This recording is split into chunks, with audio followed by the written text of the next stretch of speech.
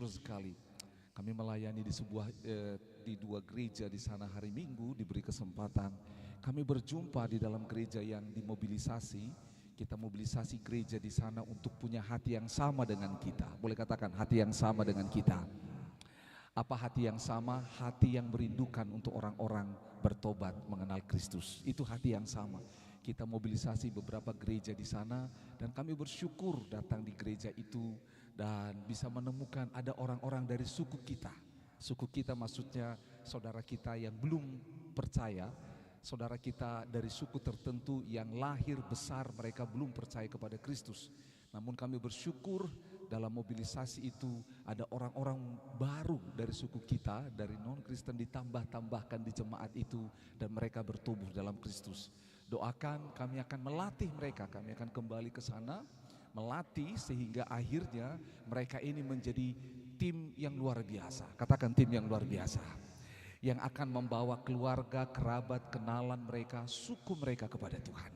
Karena apa? Bukan hanya saudara dan saya yang ditetapkan untuk menyembah Allah, tapi segala suku, kaum, bangsa dan bahasa akan menyembah Allah. Amin. Kita percaya itu, oke ya. Itu sebabnya kita bersyukur saudara dan saya lebih dahulu ditebus. Ya, kita bersyukur saudara dan saya lebih dahulu ditebus, lebih dahulu diampuni dosanya, lebih dahulu diselamatkan, lebih dahulu menerima yang namanya jaminan keselamatan. Kita lebih dahulu. Tapi janganlah yang terdahulu ini menjadi terkemudian. Kalau kita lebih dahulu bukan untuk kita bisa berlari jauh dan meninggalkan yang lain, tidak. Kita lebih dahulu supaya kita diperlengkapi dan kita akhirnya menolong orang lain. Katakan menolong orang lain. Menolong orang lain untuk mereka juga mengalami Kristus, ya. Dan oleh sebab itu kita harus bersemangat untuk menolong orang lain karena kita pun dulu ditolong. Saya ditolong maka saya akan menolong orang lain, ya. Boleh bilang kiri kanan, saya ditolong maka saya akan menolong orang lain. Saya ditolong maka saya akan menolong orang lain. Oke ya. Betul Bapak Ibu Saudara. Saya dari suku Tapanuli, suku Batak, saudara, Batak Toba. Mama saya Simalungun. Suku kami itu akhirnya percaya kepada Kristus karena ditolong oleh seseorang, opung kami dari Jerman namanya Nomensen. Nah, dia datang dari sana menolong nenek moyang kami sehingga mengenal Yesus dan hari ini ada. Toraja juga demikian, Van der Lostrecht, semuanya. Pada banyak daerah di Indonesia ini yang ditolong oleh orang lain sehingga berjumpa dengan Kristus. Nah sekarang saudara dan saya lah kepada kita diberikan tanggung jawab ini, amin. Katakan kiri kanan sekali lagi, ini tanggung jawab istimewa. Baik, hari ini kita akan belajar firman Tuhan. Ingat serial kita dalam 3 bulan ini adalah menolong diri sendiri dan menolong orang lain. Katakan lagi, menolong diri sendiri dan menolong orang lain. 1, 2, 3. Menolong diri sendiri dan menolong orang lain. Kita bersyukur hari ini kita belajar tentang menolong apa ya. Ada keadaan yang namanya saat keadaan tidak seperti yang kita harapkan. Wah, kalau bahasa Bataknya itu when something, oh bukan itu bahasa Batak. Itu bukan bahasa Batak ya, bahasanya Pak Tik itu ya. Baik, saudara pernah mengalami suatu keadaan tidak seperti yang saudara harapkan? Sering ya, dan kita sangat familiar dengan ini.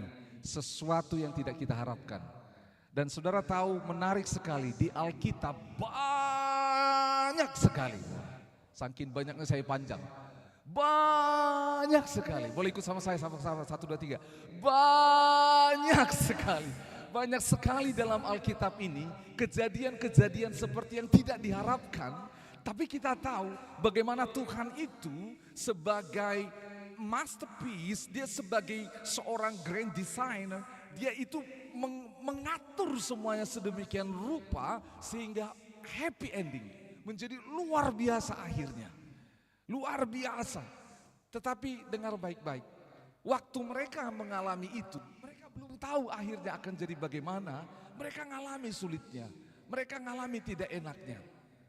Contoh, ada sebuah kisah yang familiar. Kita nggak usah buka ayat Alkitabnya supaya dengan cepat nanti saya akan ambil yang lain. Yusuf, sama-sama bilang Yusuf. Oke, Yusuf, nama bapaknya siapa?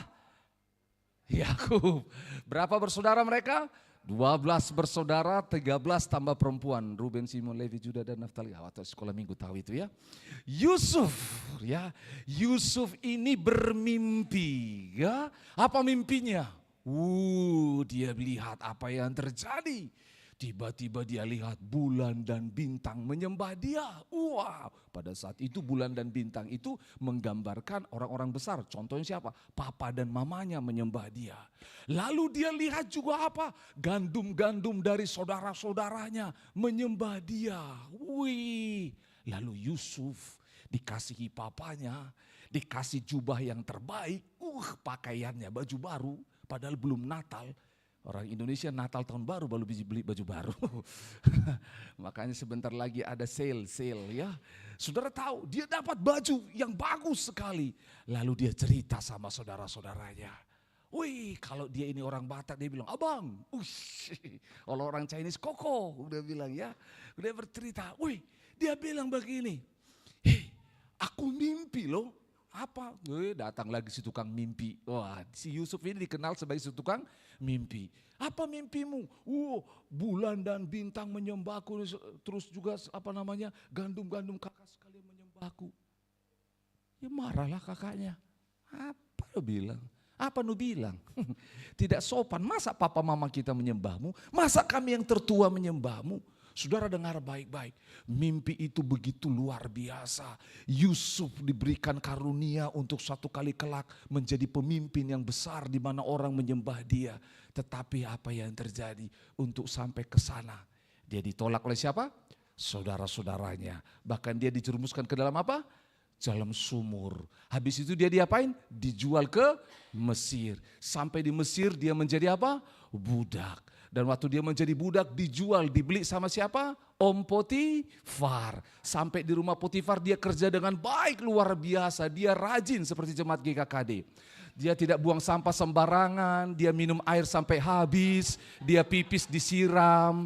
Dia rajin seperti jemaat GKKD. Dia rajin bersihkan rumah dan semua hormat. Bangun pagi, selamat pagi, tidak langsung buka handphone tetapi berdoa. Dia rajin seperti jemaat GKKD. Luar biasa. Dan akhirnya rumahnya Potifar diberkati Tuhan. Tapi dalam kerajinannya itu ada istrinya Potifar. Siapa namanya? Tante Potifar. Dia menggoda Yusuf dan akhirnya Yusuf masuk apa lagi? Dia dikhianati dan dia masuk apa? Penjara. Waktu di penjara dia menolong penjara itu berjalan dengan baik. Penjara Yusuf paling bersih, kelas VVIP. Enggak ada kecoaknya seperti di GKKD. Enggak ada tikusnya karena bersih ruangannya, wangi. Orangnya suka mandi dan semuanya seperti orang GKKD. Dan saudara tahu apa yang terjadi? Di penjara itu ada tukang roti dan turun minum raja. Lalu mereka bermimpi dua-dua. Lalu Yusuf menjelaskan mimpi itu kepada mereka dan terjadi. Tapi dia pun dilupakan. Dalam kesendiriannya Yusuf bisa berpikir di penjara. Tiba-tiba dia jadi orang Makassar. Antekam menju. Bahasa Indonesianya, bagaimana ini? Aku dikasih mimpi menjadi raja. Menjadi seorang yang besar. Dan aku berharap itu akan terjadi. Tapi sepanjang hari ini dia lihat. Dari umur 17 tahun sampai 17 tahun kemudian. Sampai 13 tahun kemudian karena umur 30 Yusuf baru mulai bersinar. Tiba-tiba 13 tahun dia mulai lihat. Apa benar ini mimpi? Salah kayaknya saya berharap. Kayaknya mimpi itu hanya penghibur di malam hari. Tapi tahukah saudara dengar baik-baik. Tuhan tidak pernah gagal, amin. Tuhan tidak pernah gagal, rancangannya tidak pernah gagal. Dia membuat semuanya menjadi sebuah perkara besar. Oleh sebab itu hari ini kita mau melihat proses ini bersama-sama. Sebelumnya saya bawa saudara untuk membaca Alkitab saudara bersama-sama. Mari kita buka sama-sama dulu kitab Yeremia. Dari kitab Yeremia ini kita akan melihat bagaimana Tuhan menolong kita. Yeremia pasal yang ke 17. Yeremia 17 ayat 7 sampai 8. Oke, kalau sudah ketemu bilang yes. Oke, ada Alkitab besar di depan belum terbaca. Oke, boleh bangkit berdiri? Yuk kita baca ayat 7 sampai 8, 2 ayat. Kita baca yuk, 1, 2, dan 3. Diberkatilah orang yang mengandalkan Tuhan, Yang menaruh harapannya pada Tuhan. 8. Ia akan seperti pohon yang ditanam di tepi air, yang merambatkan akar-akarnya ke tepi batang air, dan yang tidak mengalami datangnya panas terik, yang daunnya tetap hijau, yang tidak khawatir dalam tahun kering, dan yang tidak berhenti menghasilkan buah. Silakan duduk Bapak Ibu Saudara. Di ayat 7, diberkatilah orang yang mengandalkan Tuhan dan menaruh harapannya pada Tuhan. Katakan, menaruh harapan pada Tuhan.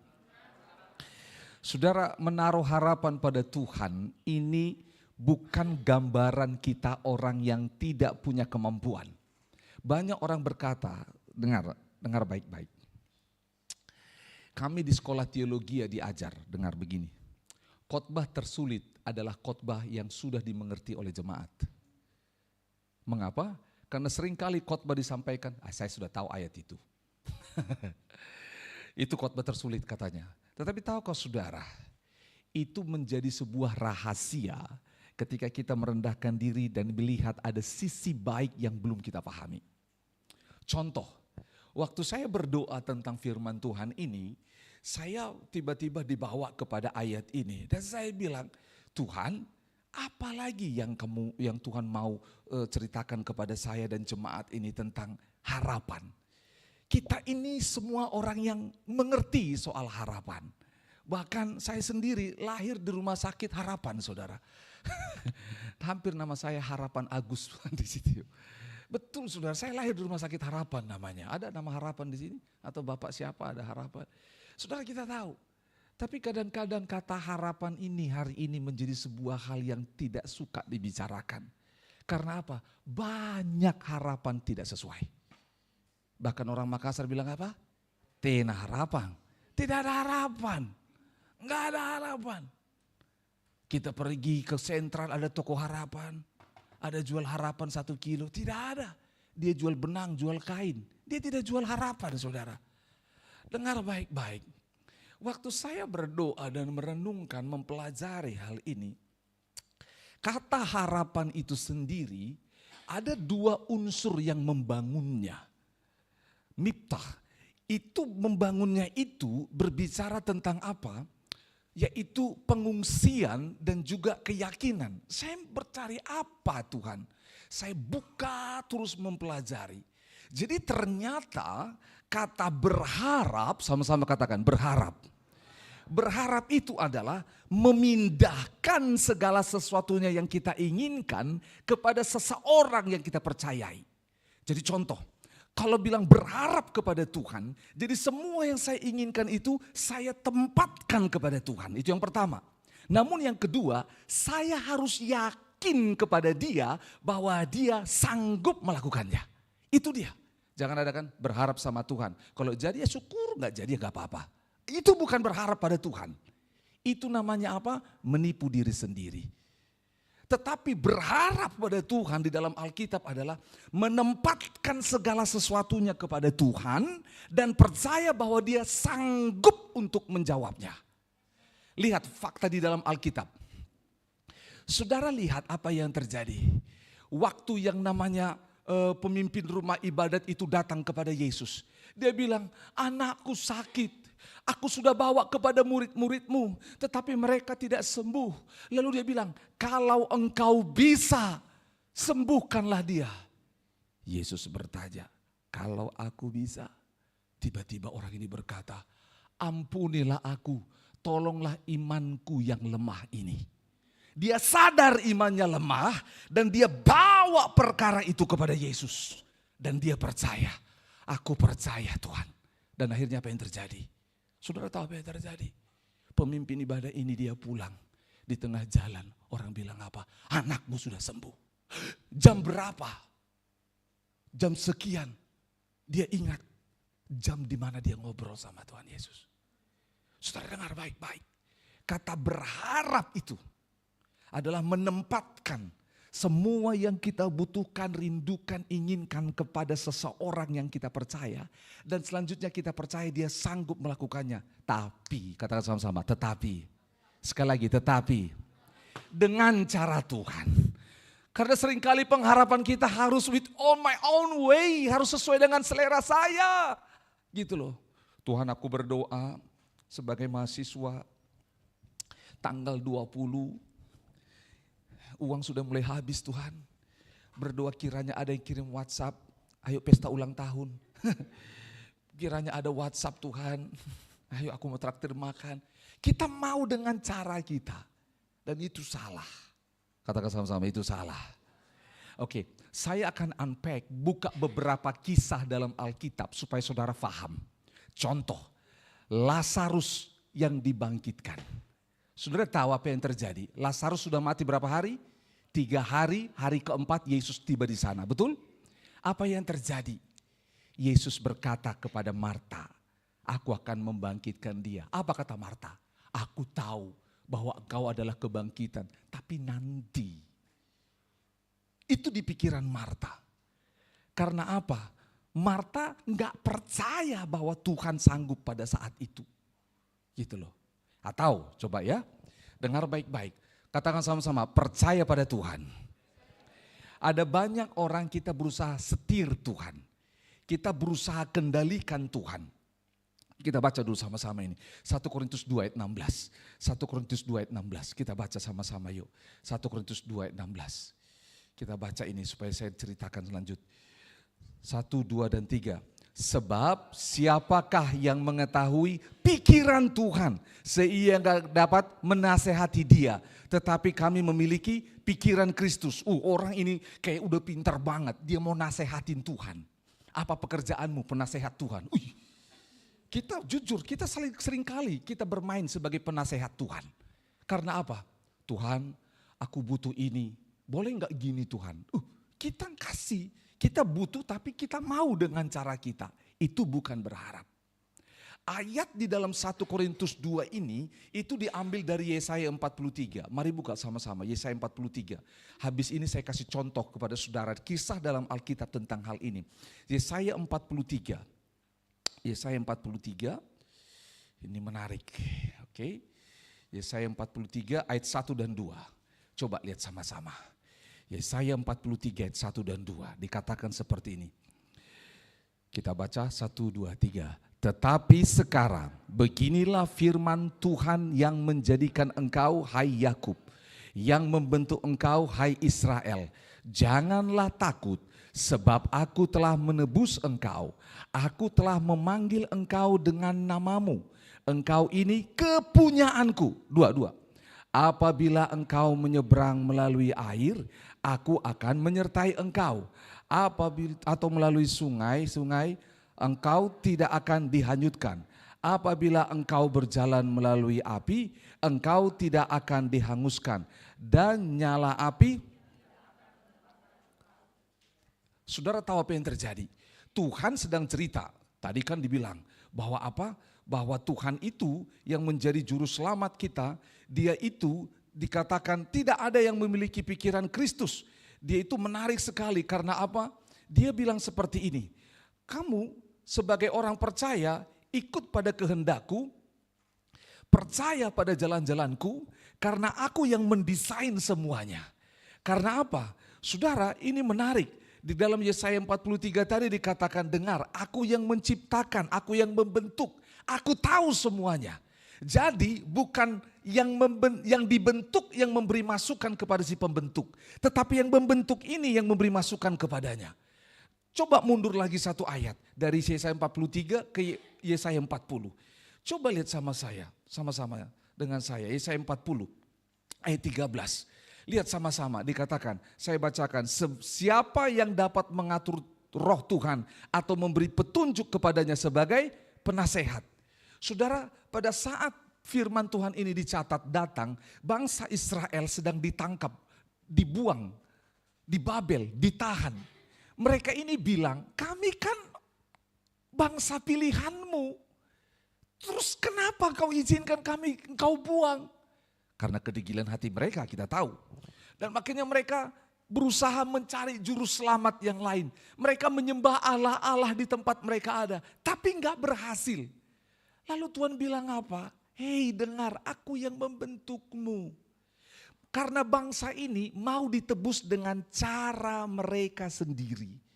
Tuhan bilang enggak. Aku yang membentukmu dan aku sudah memberikan kepadamu karunia. Dengar. Kalau engkau berjalan melalui air, enggak akan tenggelam selama bersama dengan aku. Kau berjalan melalui api tidak akan terbakar selama bersama dengan aku. Mengapa? Kalau saudara geser keterusnya lagi Yesaya 46, dia berkata seperti ini. Ingatlah hal-hal yang dahulu yang sudah aku perbuat. Bangsa itu kehilangan ingatan. Karena apa? Karena harapan mereka tidak seperti yang mereka inginkan. Mereka hilang ingatan tentang perbuatan Tuhan. Makanya dibilang, bukankah aku membuat engkau melalui air dan tidak tenggelam? Itu peristiwa apa? Menyeberang Laut Merah. Bukankah aku yang membuat engkau masuk di perapian dan engkau tidak terbakar? Itu peristiwa apa? Daniel, Sadrak, Mesak dan Abednego. Dengar, mereka lupa. Saudara dengar baik-baik. Hati-hati. Seringkali ketika orang harapannya tidak terpenuhi, dia lupa tentang Tuhan. Dia lupa tentang cara Allah. Dan karena dia lupa, dia berusaha membuat sebuah nasihat, sebuah strategi, sebuah cara. Mungkin Tuhan sudah lupa bagaimana caranya menyelamatkan kami. Lalu mereka buat cara sendiri. Mereka buat. Contoh, ada banyak kisah di Alkitab. Saudara masih ingat bapak orang beriman yang disebut namanya siapa? Abraham. Tuhan berjanji bahwa dari keturunanmu, betul ya? Janji dari keturunannya. Tapi harapan ini belum muncul-muncul. Sehingga akhirnya yang namanya istrinya Abraham yang mandul itu namanya siapa? Sarah. Abraham, kita kan terima janji itu bahwa dari keturunanmu. Gitu loh. Kan gak dibilang dari keturunanmu dan saya, hanya kau toh. Itu kalau Alkitab ditambah-tambah. Di dalam bentuk sinetron Indonesia. Sarah bilang seperti ini, ambillah Hagar. Padahal Tuhan bilang bukan. Mereka harus menunggu sampai 25 tahun. Ada jenderal lagi, namanya Naaman. Siapa namanya? Naaman. Apa yang terjadi? Dia ini jenderal, berperang. Dan setiap peperangan yang dia masuki pasti dia menangkan. Tetapi dia sakit apa? Kusta. Dia sakit kusta. Terus udah coba macam-macam. Berbagai rumah sakit dia masukin. Betul. Dia datang ke dukun-dukun, tidak berhasil. Lalu ada pegawainya bilang, hei ada info. Apa info? Lihat di Makassar terkini. Ada seorang nabi. Wah, dia bisa mendoakan engkau dan dia bisa sembuh. Oh ya. Pergi mereka. Saudara masih ingat kisah itu ya? Naaman pergi. Waktu pergi apa yang terjadi? Disuruh mandi. Betul? Disuruh mandi di mana? Sungai Yordan. Dia bilang apa? Enggak sopan. Itu bapak tua itu tidak sopan. Ya dia keluar kayak ngomong. Karena dia kan seorang apa? Jenderal. Masa jenderal enggak disambut sih? Gitu loh. Harus datang, ngomong ke, hormat ke. Ini tidak datang dia. Terus hanya disuruh mandi. Ya dia datang ke, angkat tangan ke, panggil nama siapa. Dia berusaha membuat dengan caranya, dengan strateginya. Saudara dengar baik-baik. Apakah berhasil? Tidak berhasil. Tapi bersyukur, sama-sama bilang bersyukur. Salah seorang pegawai Naaman bilang gini, Tuhan, kalau Nabi itu bilang cara yang susah, Tuhan mau kerjakan enggak? Ya maulah. Tapi kan masa mandi di sungai seperti ini? Sungai di kampung kita lebih bagus, lebih bersih. Sungai Cilendu, Sungai Cerekang, sungai apa lagi? Sungai Sadang. Itu di Makassar nama-nama sungai. Saudara kita suka bandingin cara Tuhan dengan cara kita. Betul tidak? Kemarin Tuhan tolong begitu dia, kok saya tidak? Kita bandingin. Hati-hati, yang pertama kita lupa, yang kedua banding-bandingin. Kita banding-bandingkan. Lalu pegawainya itu bilang, dan dia bilang apa? Mau? Oke, mandi aja Tuhan. Dia mandi. Saudara tahu dia mandi dan dia jadi apa? Sembuh. Lihat baik-baik. Harapannya untuk sembuh, tapi dia mau dengan cara dia sendiri. Itu sama seperti ini. Kalau kau mau sembuh dengan caramu sendiri, kuliah kau jadi dokter. Jadi kalau kau sakit, obati dirimu sendiri. Suntik sendiri, bikin resep sendiri, ronsen sendiri, bikin. Itu artinya. Karena kita jujur, banyak kita orang Kristen seperti itu. Tuhan, saya berdoa, tetapi habis itu kita buat dengan cara kita sendiri. Gagal, saudara. Gagal.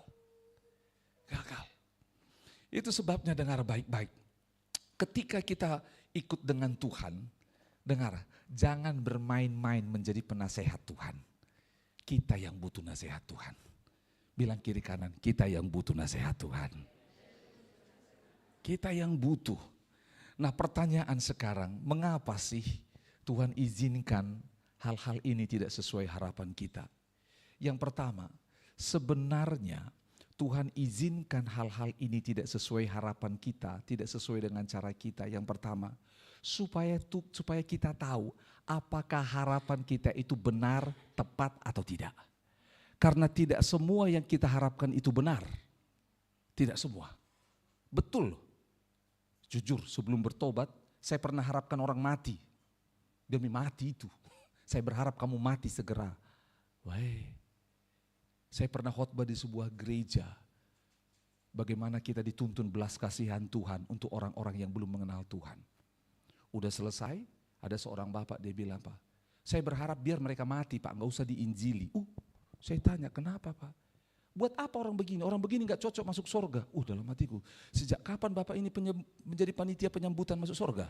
Itu ya. Karena apa? Maksudnya kenapa Pak? Dia bilang apa? Dia trauma. Kelompok ini pernah bakar rumahnya, rukonya, mobilnya, usahanya hancur. Dia waktu itu keluarga muda, anak masih kecil 2, pembantu 3, dan istrinya. Mereka gak bisa keluar rumah. Sampai mereka ambil gorden, ambil spray, naik di lantai 4, karena itu ruko. Mereka ikat turun di belakang, seperti itu. Sakit hatinya. Jadi saudara dengar baik-baik, kadang-kadang yang kita harapkan itu belum tentu benar. Makanya Yakobus berkata, engkau berdoa tapi doamu tidak dijawab. Karena apa? Yang kau doakan itu untuk memuaskan apa? Nafsumu. Jujur, tidak semua harapan kita itu baik. Jadi kalau Tuhan tidak jawab, Tuhan sedang mengarahkan kita kepada harapan yang terbaik. Katakan amin. Itu dia. Benar. Tuhan arahkan. Kadang-kadang harapan kita enggak tepat. Contoh ya, saudara, saya berharap untuk saya tidak menikah. Jujur, di sini kan banyak orang berharap menikah. Saya agak lain memang. Saya berdoa untuk saya tidak menikah. Betul.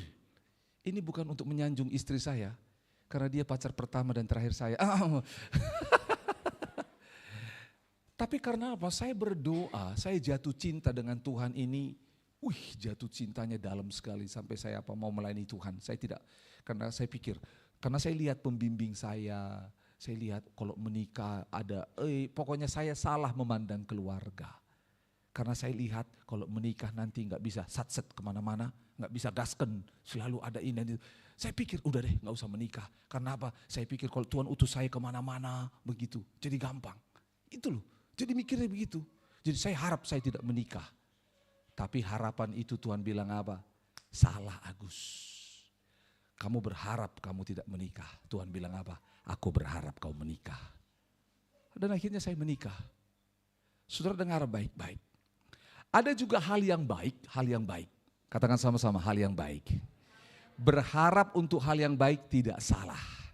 Tapi dengar, belum tentu hal yang baik itu yang terbaik. Belum tentu. Contoh. Saudara dengar baik-baik, papa dan mama saya berharap untuk saya sekolah tinggi-tinggi, background saya akuntan, kerja, punya uang banyak, saya bisa sekolahin keluarga saya, adik-adik saya, dan saya bisa bantu mereka. Dan saya bisa, pokoknya kalau kamu kaya, banyak uang, bisa tolong banyak orang, bisa tolong semuanya. Gak salah saudara, tidak salah harapan untuk menolong banyak orang. Tapi jalannya tidak harus seperti itu. Dan akhirnya hari ini saya bisa selesai semuanya melayani Tuhan dan tetap keluarga baik ditolong Tuhan. Bukan tentang saya, Mereka bisa selesai sekolah. Bukan soal saya, bukan. Itu soal siapa? Tuhan. Memang gak banyak orang ngerti. Ingat, waktu saya mendapatkan itu, jedanya sampai ke melihat Tuhan menjawab, itu panjang, susah. Pernah lagi saya kerja di perusahaan ekspor lah, kami nggak impor. Kirim ikan gitu loh ya. Ya, saudara bayangkan saya jualan saudara, pabalu ikan saya jualan ikan. Tapi bukan jualan ikan di rumah, saya jual ikan ke Amerika, ke Eropa, ke Jepang, ke Brazil. Saya jual ikan ke sana, gitu loh. Udah jual ikan, tiap tahun ada namanya BISS, Boston International Seafood Show. Dan kami selalu dapat untuk bisa ke sana. Wih, saudara tahu, waktu dikasih tahu itu, lama orang kampung bisa juga cari Boston itu di mana. Wih, ternyata jauh dari Daya, tapi dekat dari, ya ternyata dia dari bandara, terus ke bandara, di luar negeri di Amerika. Saya kerja baik-baik, betul saya dapat ikan, tiap tahun saya kirim ikan. Tuhan saya berharap saya bisa bawa ikannya ke Amerika. Wih, ikan saya ke Amerika terus, saya gak pernah. Saya bilang ikan ini yang pergi, orangnya gak pergi. Enggak apa-apa gitu loh. Kerja terus kerja, Tuhan saya berharap. Pekerjaan ini baik loh, berharap. Bisa gitu loh. Kan enak ya, masa hanya ikannya, penjual ikannya juga ikut.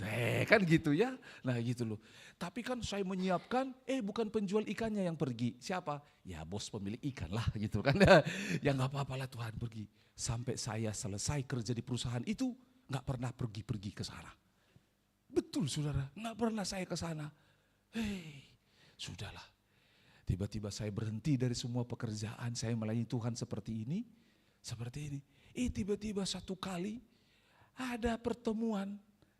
Waktu pertemuan itu mereka cari orang Indonesia yang bisa cerita. Dia tahu Agus itu tukang cerita. Sudah disuruh mendaftar. Banyak orang mendaftar. Saya mendaftar kayaknya yang terakhir. Sudah, terima. Terus dikasih tiket, kemana? Jauh sekali ke kampungnya Pak Tik. Jauh sekali ini. Saya ingat, dulu saya hanya kirim ikan ke sana. Sekarang penjual ikannya datang. Karena apa? Dulu saya penjala ikan, sekarang saya penjala manusia. Waktu saya penjala ikan, saya gak pernah ke sana. Waktu saya jadi penjala manusia, saya jadi ke sana. Faham maksudnya? Lihat, apa yang kita harapkan.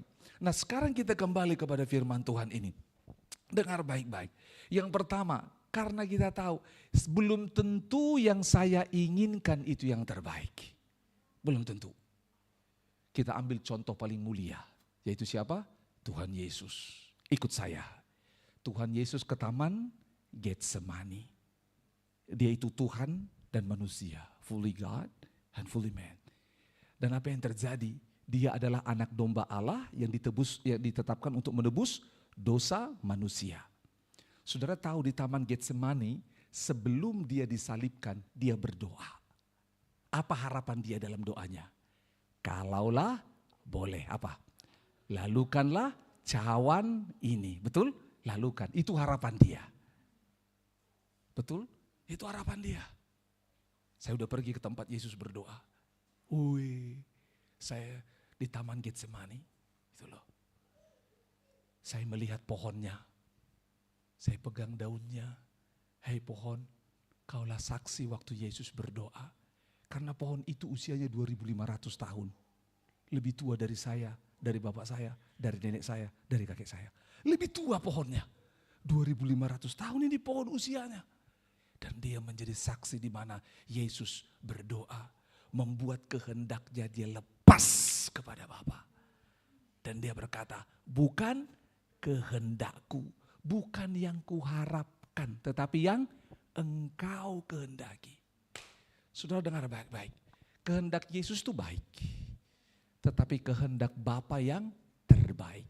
Jadi dengar baik-baik, contoh ya, Bapak saya pengen saya ini jurusan teknik, karena papa saya teknik, adik bapak saya teknik, saya juga teknik. Saya lulus teknik elektro Universitas Diponegoro, tapi saya orang sombong. Orang sombong angkat tangan. Enggak. Saya sombong.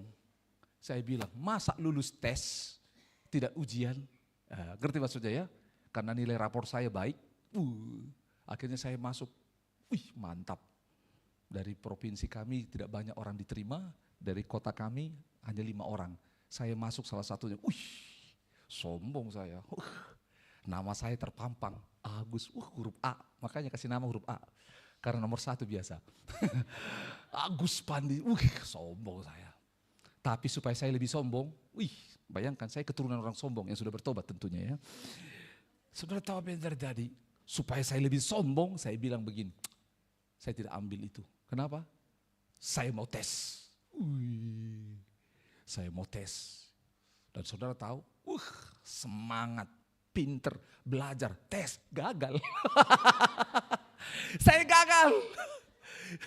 Padahal sudah ada tiket tinggal masuk, tapi saya gagal.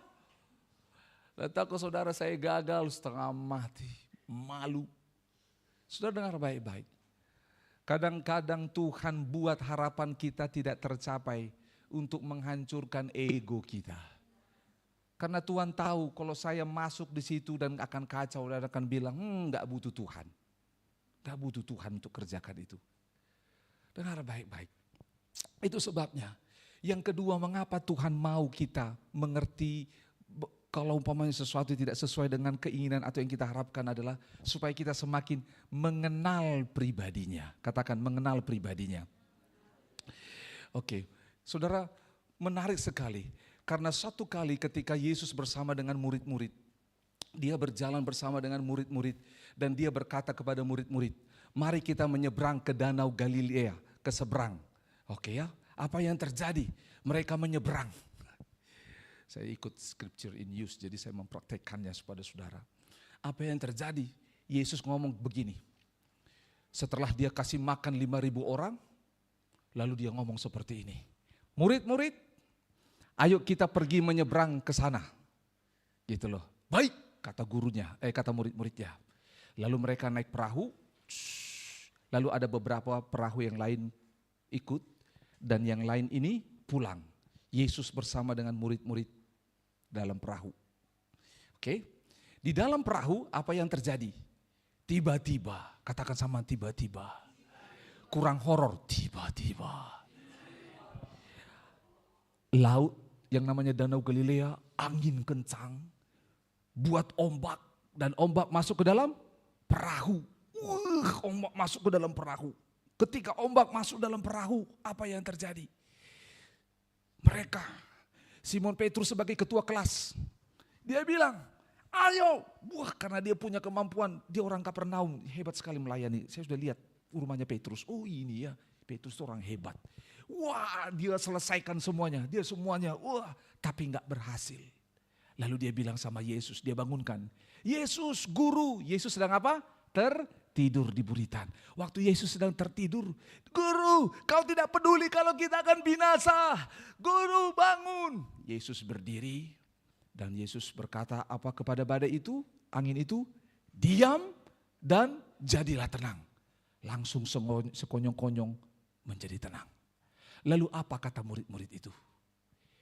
Siapakah dia ini? Itu. Siapakah dia ini? Itu bukan Petrus lagi amnesia, tidak. Kalau kita kan orang suka ngelucu, itu Yesus. Masa kau nggak tahu? Dia yang panggil kita kemarin. Dia yang panggil kita jadi murid-muridnya.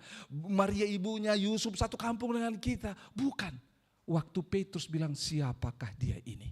Itu bukan berarti dia tidak kenal Yesus. Tetapi karena apa? Allah, Yesus sedang menunjukkan versi dia yang belum dia kenal. Kadang-kadang yang kita harapkan tidak seperti Tuhan jawab, tidak seperti yang kita inginkan. Karena Tuhan mau tunjukkan siapa dia dalam versi selanjutnya yang perlu engkau ketahui. Karena dengar baik-baik. Ini kata Ayub. Dia bilang begini. Dari banyak orang aku dengar tentang Tuhan. Sekarang aku kenal dia secara pribadi. Itu. Tuhan buat itu. Supaya kita tahu siapakah dia ini. Karena setelah itu Yesus bertanya kepada murid-muridnya. Menurut banyak orang siapakah aku? Ada yang bilang guru kau Yohanes Pembaptis, kau Elia, kau salah satu dari nabi itu, bla bla bla bla. Tiba-tiba Yesus bilang, menurutmu siapakah aku? Orang yang bertanya ini, siapakah dia? Sehingga angin dan badai pun tunduk kepadanya. Orang yang sama, dari mulut yang sama berkata, engkau adalah Mesias, anak Allah yang hidup. Kadang-kadang Tuhan izinkan yang kita harapkan itu tidak terjadi, supaya kita menikmati pengenalan akan Allah yang baru. Supaya kau lihat Allah dalam versi yang baru. Mungkin orang lain sudah, tetapi versimu belum. Ada versi pengenalan Tuhan yang pribadi antara engkau dan dia. Betul saudara, ada versinya. Inilah yang membuat, karena apa? Karena Tuhan itu rindu untuk memperkenalkan dirinya. Makanya dia berkata dalam Yeremia 33 ayat 3, berserulah kepadaku maka aku akan apa? Memberitahukan kepadamu perkara-perkara yang tidak engkau pahami. Banyak hal yang tidak kita pahami. Jadi seringkali yang namanya harapan ini menjadi pintu Allah untuk menunjukkan hal-hal yang tidak kita pahami. Sehingga kita berkata, oh, itu menjadi aha moment. Oh, sama-sama bilang, oh. Saudara pernah sampai pada posisi itu, oh ternyata ini kenapa seperti ini? Ternyata Tuhan mau buat ini. Oh, gitu loh. Sebelum ke poin terakhir dan berdoa. Saudara dengar baik-baik. Saya kasih tahu kepada saudara sebuah kisah nyata yang kami alami tentang apa yang kami harapkan. Kami putuskan untuk full time melayani Tuhan 2010. Sebelumnya sudah melayani Tuhan, tetapi full time melayani Tuhan, meninggalkan dunia pekerjaan 2010. Waktu kami meninggalkan pekerjaan itu dan full melayani Tuhan, anak kami saat lahir 2010. Gitu loh. Dan saudara tahu saya harus terima kondisi. Dengan kondisi yang ada, anak kami lahir dan dia operasi. Kalau mungkin dulu saya kerja dengan semua yang ada, saya bisa cari rumah sakit paling hebat untuk dia. Tapi ini tidak. Kami menabung dan berharap dia lahir normal. Kami tanya di rumah sakit itu berapa lahir normal, sekian. Kami tabung uang sekian. Kami sudah berhenti bekerja. Saat lahir, ternyata dia mau cepat lahirnya. Dan akhirnya dia dioperasi. Saudara tahu waktu dia dioperasi, saudara tahu apa yang terjadi? Waktu dia dioperasi, bukan dia, mamanya dioperasi, maaf. Saudara tidak ikut ceritanya, terharu saudara ya. Waktu mamanya dioperasi, saya tahu biaya operasi mahal, karena itu di rumah sakit swasta. Rumah sakit swasta, rumah sakit Sentosa. Mahal saudara. Dokter bilang gini, harus operasi. Tidak Pak, saya sudah beriman. Saya beriman dia harus lahir normal Pak. Gitu loh. Kami sudah doakan nih Pak. Berbulan-bulan kami doakan. Saya hamba Tuhan Pak, kita doakan. Dokter ini, dokter di sebuah gereja yang saya pernah khotbah di gereja itu dan mereka tahu saya hamba Tuhan. Iya Pak, tunggu terus, beriman. Istri saya sudah kesakitan, mama beriman. Istri saya bilang mungkin, aduh, papa nggak tahu sakitnya. Mama beriman, ya sudah. Bukaan berapa masih terus segitu dan semuanya. 19 jam. Dokternya bilang begini, Pak Agus, saya tidak punya iman seperti Pak Agus. Maksudnya apa dok? Pengalaman saya sebagai dokter harus operasi istrinya Pak Agus. Oh tidak, ada tangan Tuhan dokter, percaya. Dokternya bilang apa? Itu iman Pak Agus bukan iman saya. Oh saya mulai gentar. Lalu dia bilang begini, tinggal Pak Agus pilih. Kalau dia tidak operasi tinggal Pak Agus pilih. Mau ibunya atau anaknya yang selamat. Dua-duanya harus dokter. Karena Tuhan tidak bicara sama saya bahwa akan memilih. Dua-duanya dokter. Dokter ini bilang gini, baik kalau begitu tanda tangan. Pak Agus cari rumah sakit lain dan cari dokter lain. Oh sudah malam ini, mau dari mana cari lagi? Sudah tahu apa yang terjadi? Saya nggak tahu bagaimana. Saya pergi bisik-bisik tetangga, nanya, berapa kalau umpamanya operasi? sekian belas juta. Saya telan, Tuhan Yesus. Uang pesangon pensiun saya aja gak sampai segitu. Tuhan, salah pilih rumah sakit kita ini. Saya pikir, saya datang kakak ipar saya. Ada uang kak? Belum ada sekarang. Saya malu hubungin bapak saya. Karena apa? Sesama orang sombong. Karena bapak saya ngomong gini, saudara. Bapak saya ngomong gini, kamu menikah, kamu tanggung jawab atas pernikahanmu. Bapak saya keras, ajarannya agak lain memang, perlu dicerna. Tapi itu membuat saya kuat. Dia bilang apa? Kan kamu punya Tuhan. Bayangkan, bapak saya ngomong, kan kamu punya Tuhan. Baik, saya punya Tuhan. Saya nggak tahu bagaimana. Saya bilang, Ma, kita operasi. Istri saya lihat, dari mana uangnya? Nggak tahu, pokoknya operasi saja. Dioperasi, nggak lama keluar dia. Sudah keluar. Saudara tahu apa yang terjadi? Waktu malam-malam saya pulang karena nggak diizinkan tidur di sana. Tuhan bilang seperti ini di dalam hati saya. Saya setengah tidur, setengah mimpi. Saya bilang, hidupmu di tanganku, keluargamu di tanganku. Tuhan mau kenalkan dirinya sebagai provider yang mencukupkan. Saya kasih tahu sedikit, saudara, saya background akuntan. Hitung-hitungan saya tinggi, kalkulator saya itu berapa? 18 digit, saudara. Saya hitung semuanya, karena saya jurusan akuntan. Saya hitung semua, saya berhitung. Saudara tahu bagaimana saya bisa berhitung dengan baik, gitu loh. Kursi ini, semua saya hitung. Waktu itu Tuhan mau hilangkan kalkulator saya. Dia bilang supaya engkau hidup bersama dengan aku. Saya bilang, Tuhan mau bagaimana? Saya sudah memikirkan gini. Saya sampai stres gak bisa tidur. Dan Tuhan bilang apa? Aku akan tanggung jawab. Dia bilang, anak ini aku akan pakai untuk membiayai dirinya sendiri. Saya bilang, lahir aja ditolong, bagaimana membiayai diri sendiri? Tapi saudara tahu, dasar saya yang harus berubah. Saya bilang, Tuhan, baik. Mulai saat ini kalkulatorku aku turunkan, aku minta engkau yang tolong. Betul. Saya datang di rumah sakit, tapi wajah saya tidak secerah mentari. Karena apa? Di kepala saya ada sekian juta. Saya datang ke ruang tata usaha. Ketemu, bagus. Puji Tuhan, ada jalan keluar.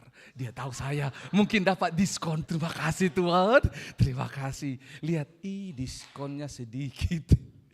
Ketemu lagi, bagus, puji Tuhan, ada lagi. Saya udah berpikir, Tuhan terima kasih, saya melayani Tuhan di mana-mana, saya dikenal orang, akhirnya apa? Saya akhirnya dapat diskon. Tiba-tiba apa yang terjadi? Seakan-akan Tuhan ngomong sama saya, muka pengemis. Saya, Tuhan, di mana Allahmu? Saya bertobat. Istri saya nggak tahu itu. Saya banyak ke kamar mandi dan menangis, Tuhan. Tambah Tuhan apa saya ini? Dan akhirnya terjadi bla bla bla, selesai. Kami harus bayar sekian. Saudara tahu uang kami nggak cukup. Saya kan orang pintar negosiasi. Wah, bayangkan.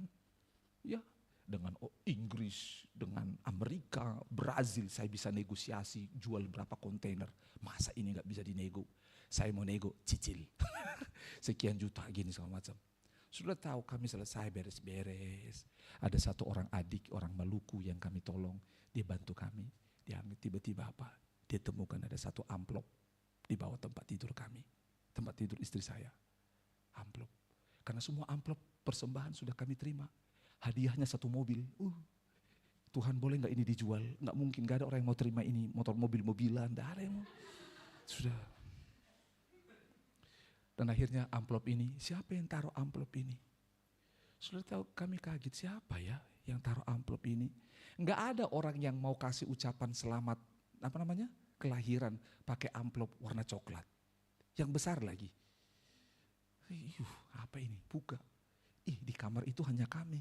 Tuhan. Saudara dengar baik-baik. Saya akuntan, soal uang saya jeli. Saya buka, langsung. Siapa yang bikin? Ya udahlah, saya nggak berpikir panjang.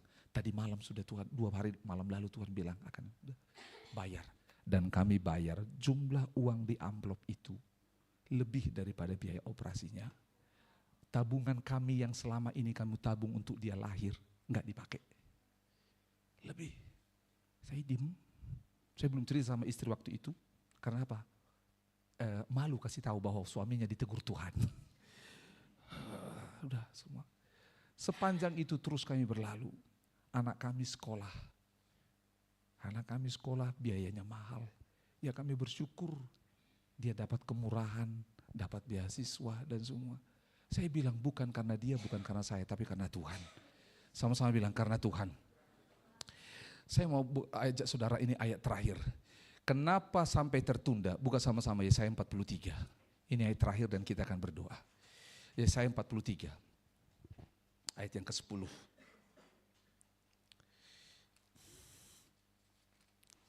Yesaya 43 ayat yang ke-10. 1, 2, dan 3. Kamu inilah saksiku, demikianlah firman Tuhan, dan hambaku yang telah kupilih. Terus.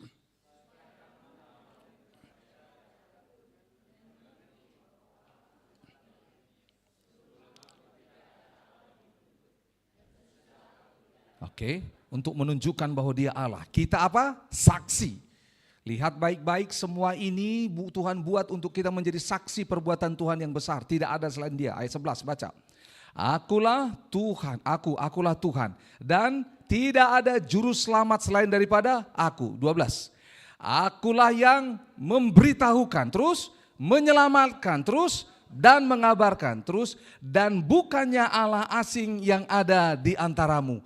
Kamulah saksi-saksiku, demikianlah firman Tuhan, dan akulah Allah. Dengar baik-baik, penundaan atau harapan itu tidak dikabulkan Tuhan untuk kita tahu kita terbatas dan kita tahu Allah tidak terbatas, supaya kita bisa jadi saksi pada orang lain untuk cerita. Masih ada Tuhan yang sanggup. Makanya dia baca ayat 19, lompat ayat 19.